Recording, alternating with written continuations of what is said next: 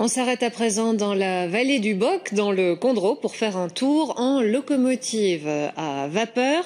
C'est une manière originale d'admirer les très beaux paysages de la région. Le reportage d'Arnaud Pilet.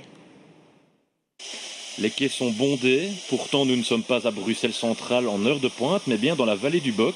5 locomotives à vapeur parcourent les 17 km entre Ciney et Bauche. Le spectacle est somptueux.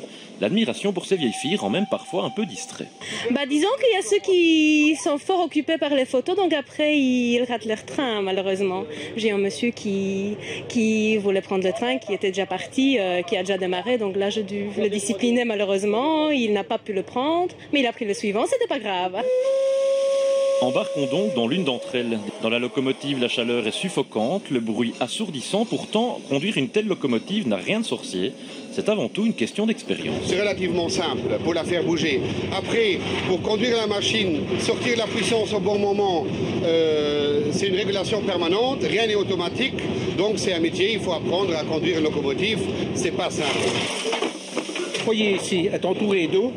De l'eau qui sera portée à ébullition, et même plus qu'à ébullition du fait qu'elle est enfermée dans la chaudière, elle va monter au-delà des 100 degrés classiques que vous avez dans votre bouilloire. Si la journée est un franc succès, les récentes évolutions de la législation rendent la situation des trains touristiques presque intenable.